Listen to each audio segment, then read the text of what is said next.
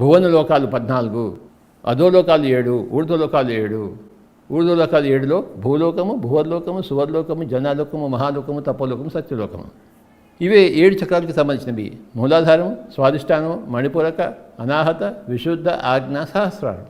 కింది 3 చక్రాలు ఉండేవాళ్ళంతా స్టూడెంట్స్, పై 3 చక్రాలు ఉండేవాళ్ళంతా కూడాను మాస్టర్స్, టీచర్స్. ఇటు స్టూడెంటు కాకుండా టీచర్ కాకుండా ఉండేది అనాహత చక్రం. వాళ్ళు స్టూడెంటు కాదు, టీచరు కాదు. అనాహత చక్రం మౌనంగా ఉంటారంతే, సౌండ్ లేదు అక్కడ. వాళ్ళకి కింది చక్రాల్లో లేరు నేర్చుకోవడానికి, పై చక్రాల్లో లేరు నేర్పించడానికి. కనుక వాళ్ళు మౌనంగా ఉంటారు. వాళ్ళు ఏమైనా చెప్పారంటే నేను మౌనంలో ఉన్నా అంటారు. ముని కింది చక్రాల్లో లేరు, వాళ్ళు పై చక్రాల్లోనూ లేరు, మధ్య చక్రాల్లో ఉన్నారు. మూలాధార, స్వాధిష్టాన, మణిపూరక, తర్వాత అనాహత.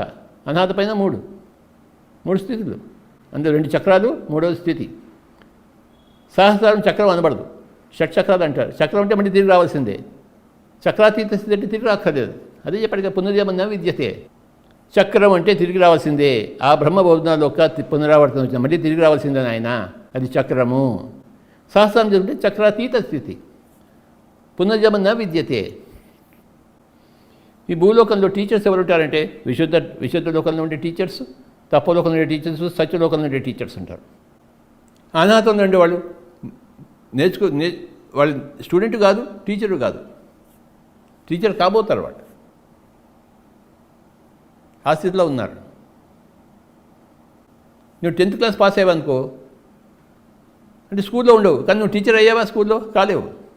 నువ్వు కాలేజీకి వెళ్తేనే పోస్ట్ గ్రాడ్యుయేట్ అయితే నువ్వు టీచర్ కాగలవు. 10th క్లాస్ పాస్ అయ్యాడు, కానీ పాస్ అయ్యాడు 10th క్లాస్ అంటే నేర్చుకోవడం అనేది నేర్చుకున్నాడు.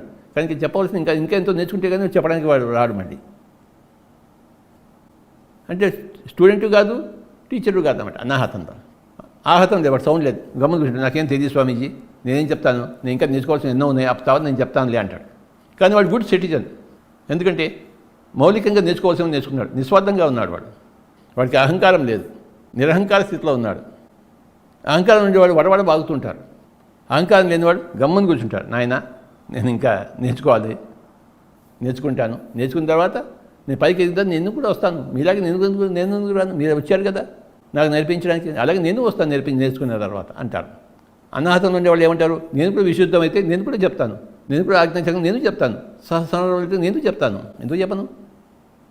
నువ్వు పోస్ట్ గ్రాడ్యుయేట్ అయితే మళ్ళీ స్కూల్కి వెళ్ళి టీచర్ అవుతావు కదా, వాడు కనీసం గ్రాడ్యుయేట్ అయి ఉండాలి 10th చెప్పాలంటే.